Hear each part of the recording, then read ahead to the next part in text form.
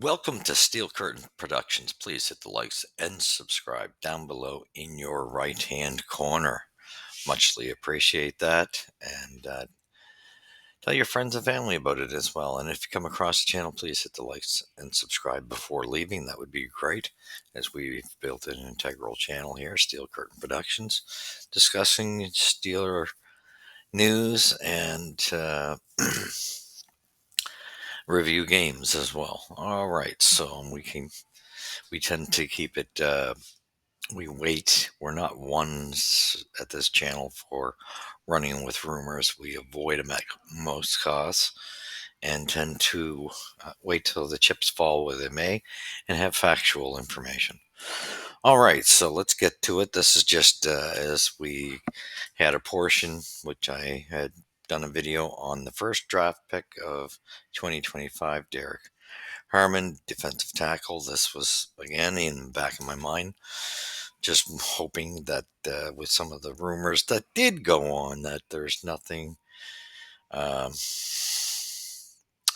behind this draft, in consideration of, like, I was speaking about TJ Watt, where there was rumors surrounding Steelers and him. I just hope this is not one of those things. So anyway, they get him with the first round. So let's balance it off. He must be, I'm assuming he's fairly good.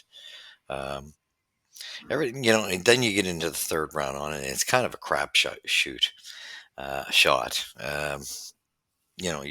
take a chance on players and holes that you need. Good to see them in the third round go for Caleb Johnson, a running back.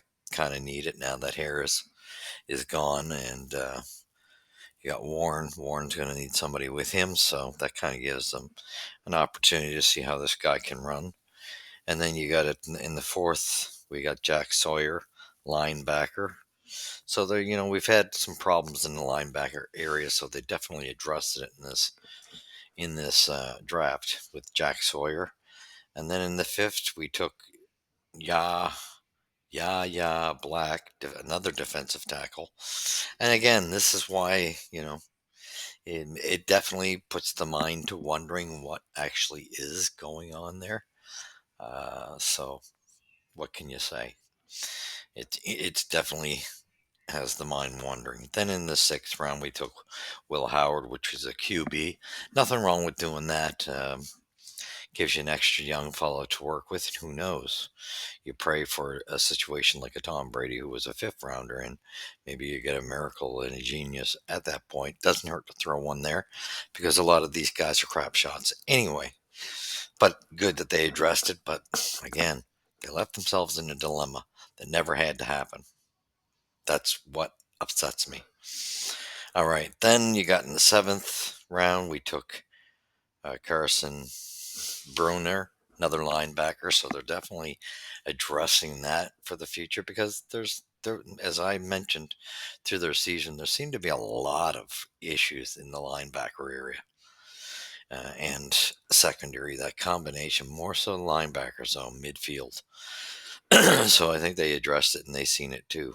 Seventh was Dante Kent, which is a QB, and it's always good to draft QBs. Just you never know, right? It's a crap shot, and you can always use a little bit of help here and there.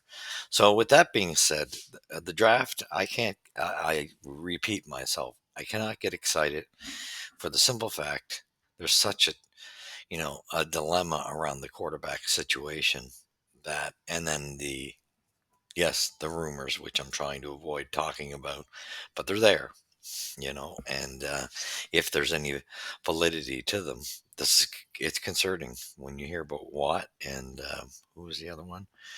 Uh, George Pickens. And when you hear those two names, it's concerning. So it kind of puts you behind the eight ball if there's any truth to those, which I hope there's not. And that's why I wait to see the facts drop.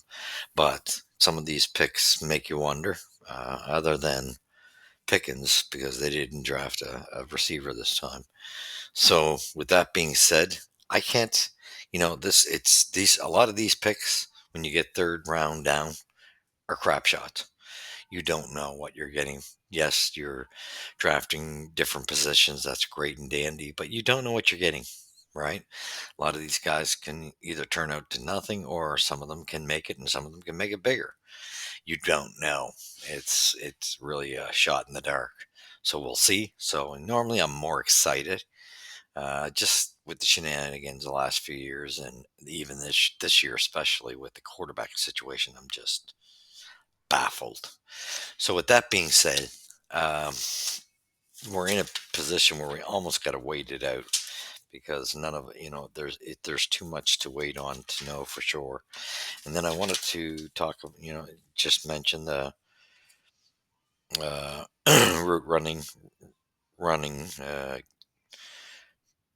They signed Robert Woods from the Rams, and previously Darius Slay and Kenneth Gainwell from the Eagles. Malik Harrison is a linebacker. He came from the oh my god, Baltimore Ravens. So he should be half decent, I'm guessing, because Ravens usually don't. And I mean, the Eagles had really good players. So those three signings look reasonable. This Robert Woods guy does have a good write up, but we'll see. So there's positives. It's just that we were put in a dilemma by this management crew that really left this organization in a dilemma at the moment. So it's hard for Steelers fans to get excited. And I can see that personally as well, because got to clear this air around us, so we know what the heck is what. Got to get that QB situation solved. So, yes, they moved around and they did hit some spots that they definitely needed to address. But as you know, drafts are once the first round is usually what everybody focuses on. After that is kind of a crap shot, and you just hope. And sometimes the first round turns out being the opposite. Guys don't turn out, and you got usually the first. I'd say within the first, anywhere between the first five and first 10, you have your best players.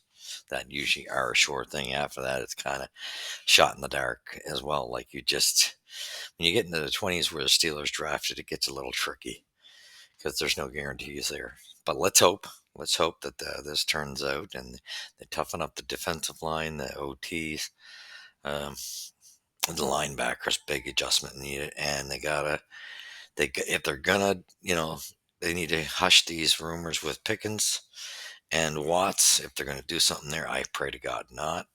But if they do, you got to replace a wide receiver, which Pickens would be a number two. You need to replace him with the number two. You can't just let him go and then don't fill the hole, or you end up in bigger trouble. Same thing now. TJ Watt, I think it would be outrageous to trade him.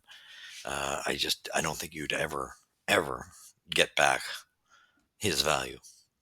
So let's hope those rumors are incorrect, and that's why I don't like listening to them, because they just are hearsay. So anyway, that's your wrap up of the 2025 draft. I'm sorry I can't be more excited about it.